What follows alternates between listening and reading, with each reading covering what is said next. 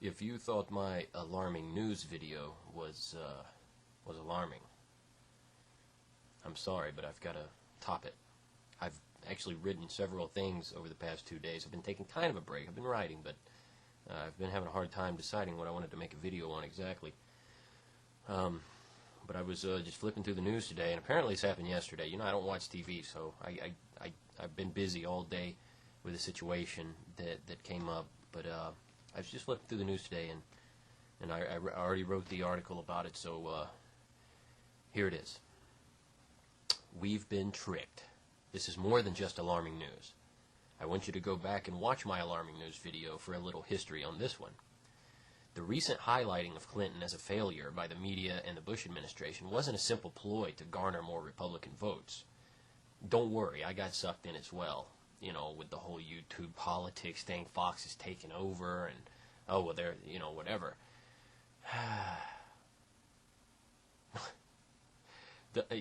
I actually gave credit to the Republicans for doing what they did. I thought they were thinking ahead for the elections, maybe some kind of strategy.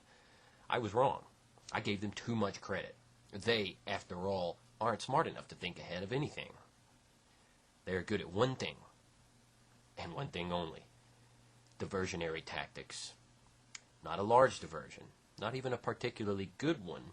It worked, but, for example, reducing Condoleezza Rice from a diplomat to one who debates former first ladies on how bad their husband did their job.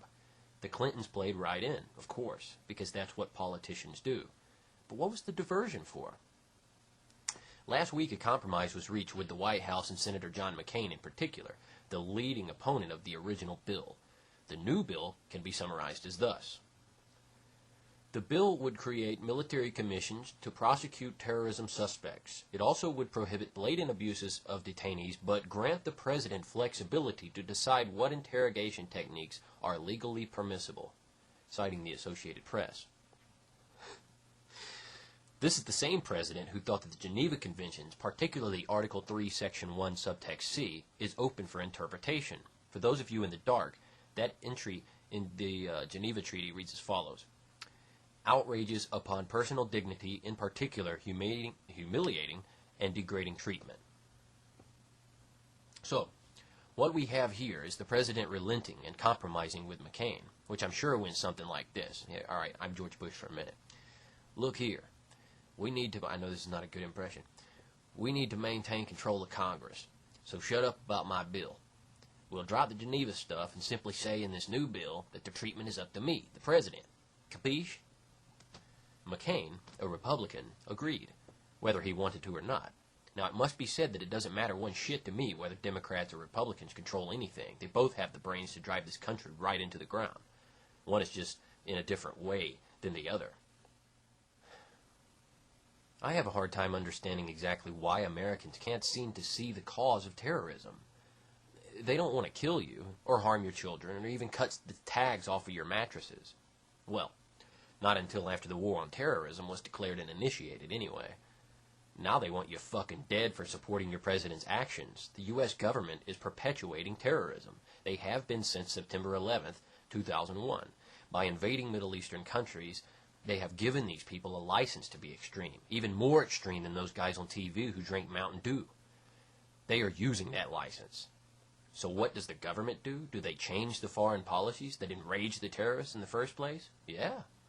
But these changes include opening the Geneva Conventions to interpretation, starting a civil war in Iraq, and generally pissing these people off further and effectively drawing more to their cause. Now, terrorists are wrong. Their actions only perpetuate the U.S. government's actions as well. Attacking American citizens will only create more condemnation of their cause, and vice versa. It is clear support for this war is non-existent outside of the U.S. except for a couple countries, even though Tony Blair is resigning, which is a good thing.